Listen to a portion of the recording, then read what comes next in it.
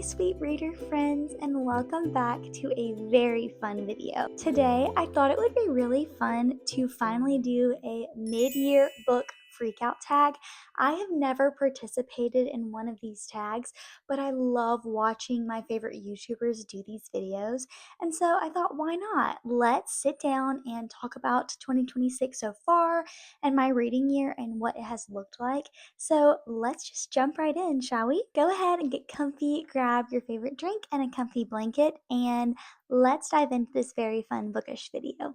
Okay, first of all, friends, I want to start off by saying I'm really sorry for the bad lighting. We are currently having a pretty bad thunderstorm outside, and when I started preparing for this video today, not a cloud in the sky. And now, of course, summer rain showers happen, and I love a cozy rainy afternoon, so I'm not complaining, but I'm sorry for the darker ambiance, but we're going to keep it happy with the happy mood, and it's going to be great. So for this mid-year book freakout tag, I'm doing the Reader Raina tag. I will put this website in the cards below so you can see which one I chose. But I just thought I had like the best questions, and a lot of the readers that I've been seeing doing these tags on BookTube have been doing these questions. So that's what we're going to choose from. So let's dive into the first question. The first one is best book that you've read so far this year. So the first book that made this list without hesitation is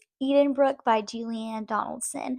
If this cover does not give all that you need, this book infinity stars. I don't know if it was right book, right time. I recommended this book to a few other people, and they were kind of like, oh, that was a cute time. And that's completely 1000% okay. So it may have just been right book, right time for me, but I loved this book. It kind of brought me out of the reading drought that I was in earlier in the year. And it is a clean Regency romance that was so wholesome, so beautiful.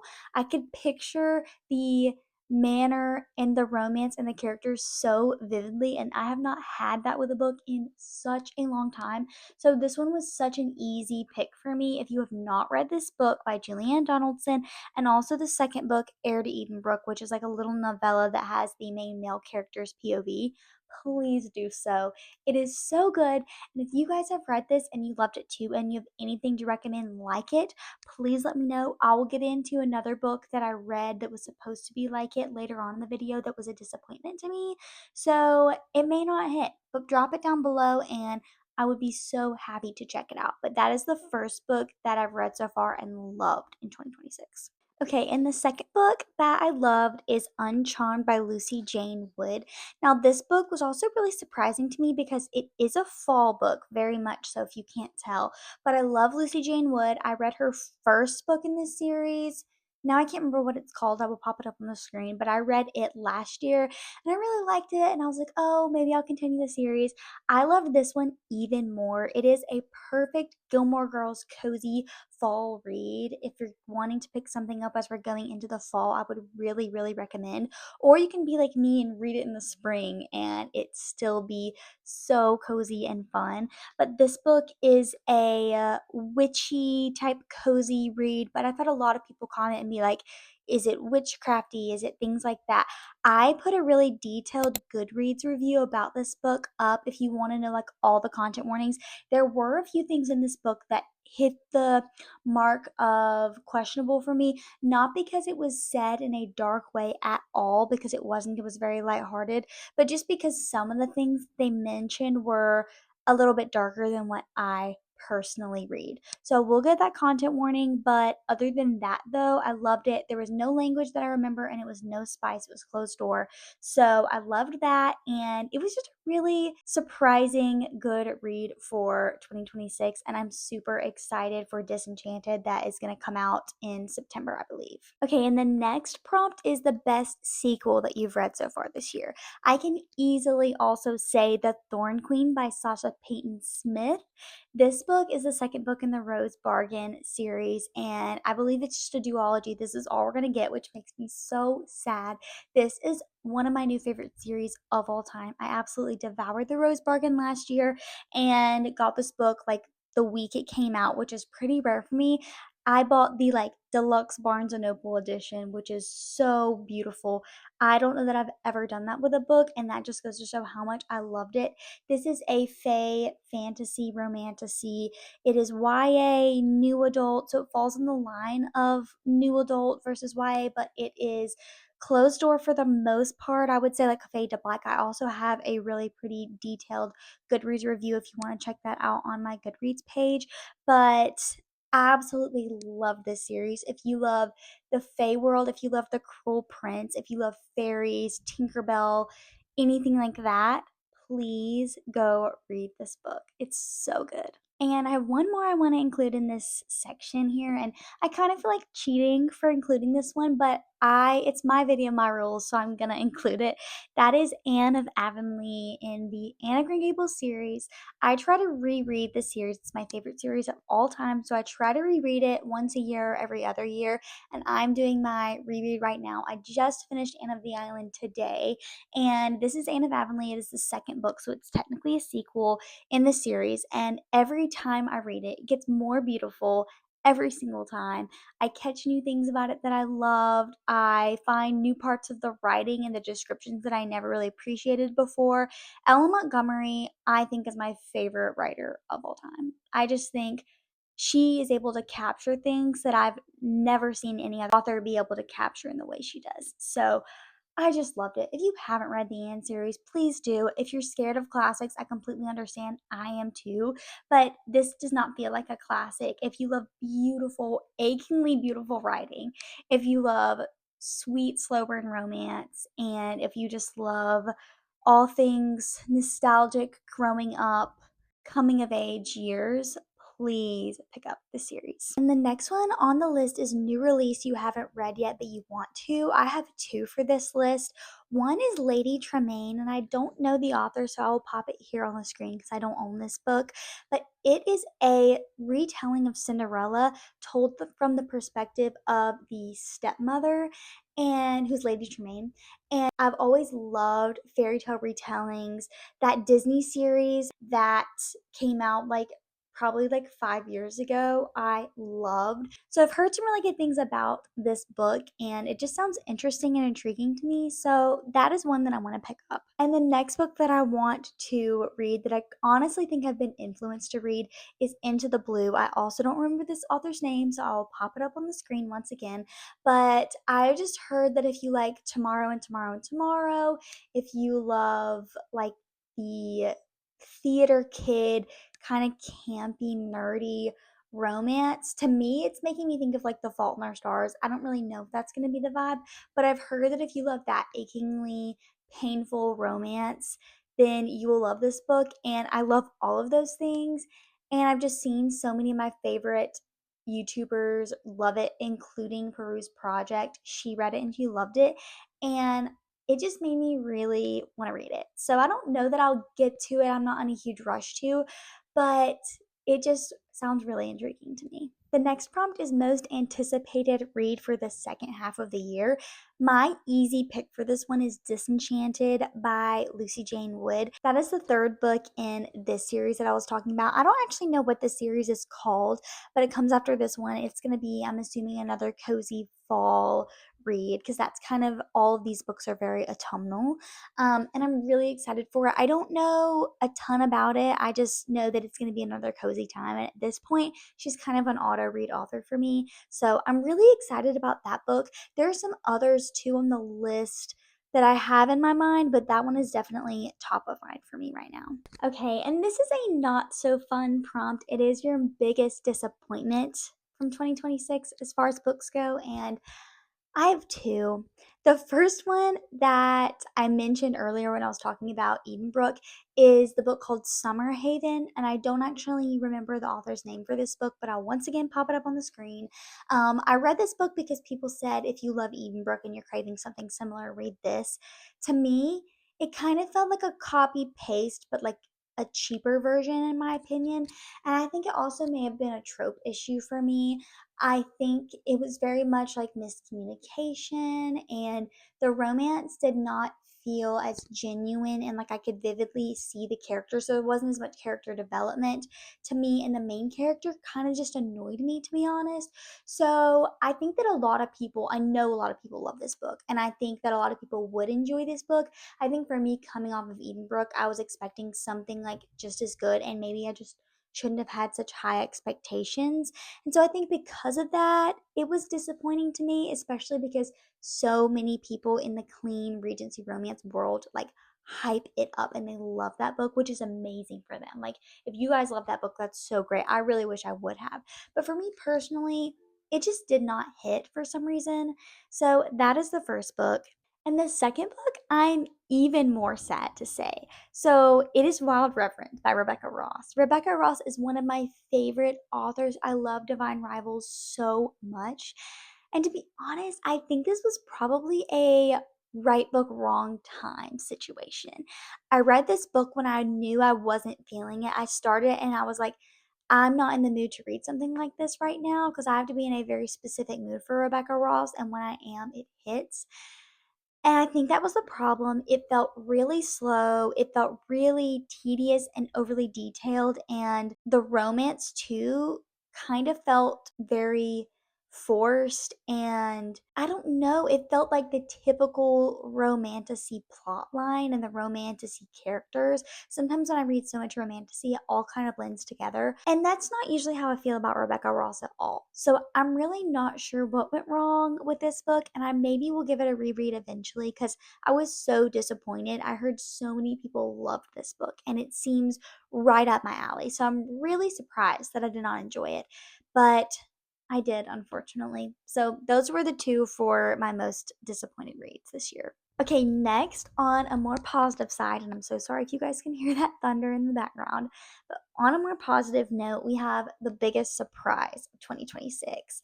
The first one on that list would be A Sign of Affection manga series. I fell in love with this series this year and just with manga in general. I'd never read it before, but Katie is started reading this manga series on her YouTube channel, and so I found out about it and wanted to try it out. I got the manga from my library, and sure enough, they were so cute. They almost felt like reading a TV show, maybe. And I think it's because of the manga setup with the pictures and everything. The art style was so beautiful. It followed a young girl named Yuki who's a college student and she's deaf and she struggles with making friends and just like kind of surviving in the real world with people being so misunderstanding of her being deaf. And so she ends up running into the main guy, Itsuomi, and he is so nice. He's so kind and patient and gentle with her. They end up striking up a friendship, and then that becomes more. And it just follows their relationship as it deepens and it grows, and it's so wholesome and sweet. And it is pretty much clean for the most part. There's nothing explicit. It does get a little bit steamy as you get into the later books, but there's nothing open door or anything like that. It just deals with topics of sex and things as they get older, but it nothing is shown on page. So I really enjoyed that series. And then the next series that I want to talk about, which is honestly so surprising, it is actually a reread of a series that I read when I was probably like 11 and 12 because these books are definitely middle grade, very juvenile, but I just was like craving something comforting and nostalgic from my childhood, and I saw that Abigail's Cup of Tea. She always encourages me because she often reads like middle grade books that she read as a kid or that she's just now finding out about. And I love that because I want to be able to know what books I want my girls to read when they're older. And I also know that, like, Lindsay with Books for Christian Girls often reads middle grade books. So it was encouraging to me, and I just decided to pick up the series. All that to say, this series is called the Willow Falls series. I think there's like 5 books in the series.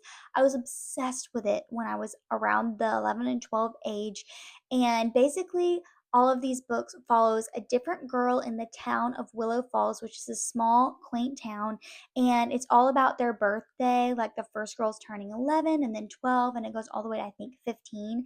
And it's all different mysteries that they have to solve around this small town. There's some magical things, there's some time travel elements, and also some friendship elements, some guy drama elements, but it's all handled in a pretty good way for the most part. There's no language, there's nothing inappropriate, anything like that. And I just really wanted to read it again because it's kind of one of the first series that really got me into reading as a kid. So I think that was like my biggest surprise, honestly, because I never expected really going back to that series, but something just made me want to read it again. So I've had a really good time with that series. Next question is new favorite author, debut, or new to you? I have two perfect authors for this prompt. The first one is Beth Brower of the Emma M. Line series. How could I not include her in this category? Everybody, she's taken the book world by storm this year. I'm not the only one by far talking about her. But next to Anne of Green Gables, it's still M Line. I love it so much. It does not hold a candle to Anne of Green Gables, in my opinion, but it is still so good, and I've really enjoyed it. And Beth Brower's writing is so charming and witty and comforting, and the characters that she's created in the M Line world are just so endearing. So she's definitely one of my new favorite authors, and I haven't read any of her other books, but I'm really interested to maybe try them out eventually. And then the next debut author, Miss Haley Pham. How could I not include her in this? I have her book right here. I loved this book. I gave it 5 stars. I just felt like it genuinely gave Emily Henry, but in a like sweet, funny, a little bit more lighthearted, like not so serious way. And I loved that. And I just love Haley. I've watched her videos for so many years, and I've loved watching her journey to become an author. And I'm just so proud of her and inspired by her. And I'm talking about her like she's my very dear friend. She's, in fact, sadly not. But I love her, and I just am so happy that she is becoming an author. So I will read anything else that she writes, and I loved her book, Just Friends. And question 8 is a little bit different. It is newest fictional crush. I wouldn't say I really do fictional crushes, but I do have some main male characters that have really made a mark and that stand out among the other fictional men in the books that I have read. The first one that I have to mention that is top tier so far is Philip from Edenbrook. He is up there with Gilbert, and I don't think enough people are talking about him and what a great guy he is and how mature he handled this in the book with Mary Ann. And you just need to go read it and find out for yourself. That's all I will say. But I love Philip from Edenbrook. Okay, and then quickly, I'm not going to spend too much time on this question, but favorite fictional character. I'm going to look at my notes so I can say this right. I chose Emma and Lion from the Emma and Lion series, of course. Blair from Just Friends, which I just mentioned.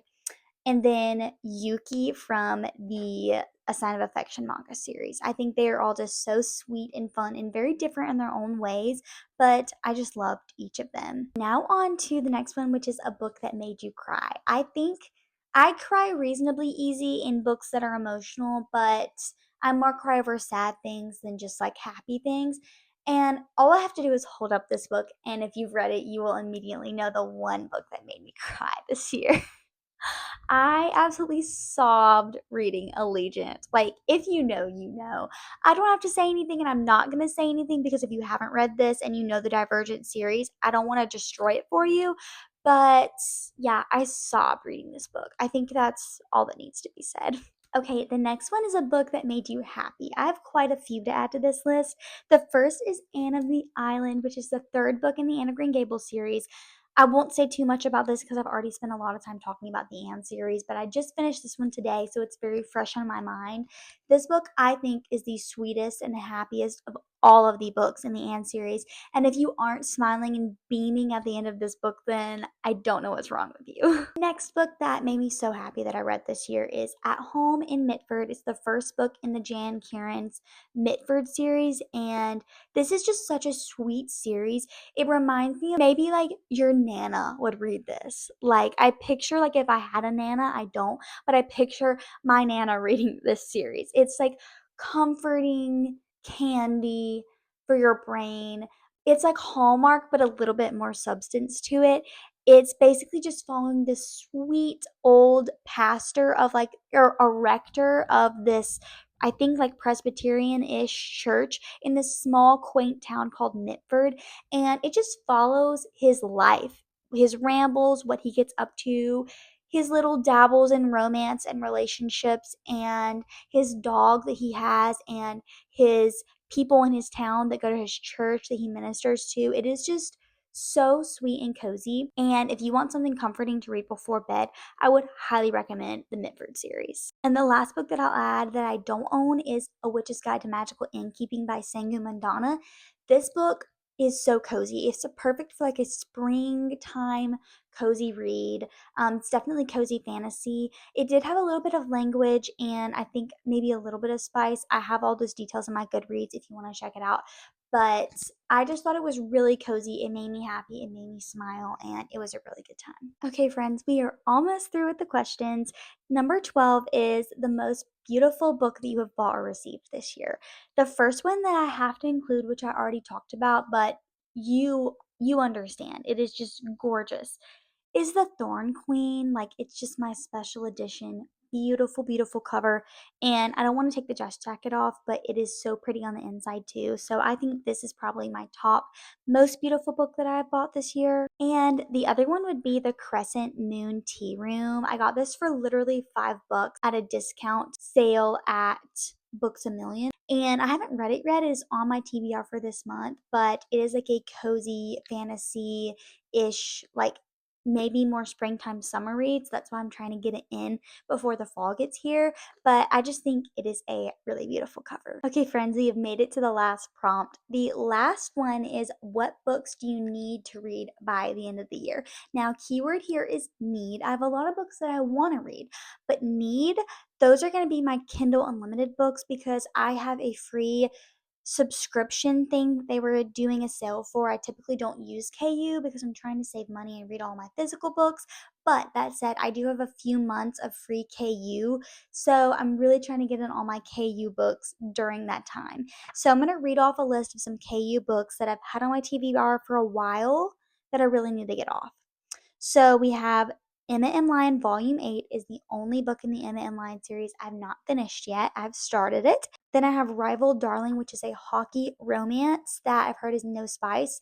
And I just think it'd be really fun and kind of like a good option if you don't want to read the off-campus series for the spice. Then I have Drawn Together by Juliana Smith. I love Juliana Smith, and I've heard this is a really good fall read, so I'm thinking I'll pick it up maybe in like late August. And then I have But He's My One Regret, which is the second book in the Carter Brothers series. I love the first book in the Carter Brothers series, and I own it, but I don't own any of the other ones, so I want to try to get through that series by Anna Conwell before I lose my KU subscription. Okay, friends, we have made it through all of those. That was really fun. I kind of think I want to do this again. I think I want to keep doing the book tags. But let me know if you guys have read any of these books. Let me know what is on your TBR for the rest of the year. I would love for you to just answer these questions down below because I'm so curious like what you guys are reading and if you felt any of the same ways about these books that I've read. Just let me know. But as always, thank you guys so much for being here. Thank you for subscribing. And I'm trying to post now like every week, every other week, worst case. So go ahead and click subscribe and make sure you turn the notify button on if you want to get notified when I post new videos. So make sure you don't miss out on anything. But thank you guys for being here, and I will see you again in the next video very soon. Bye, friends.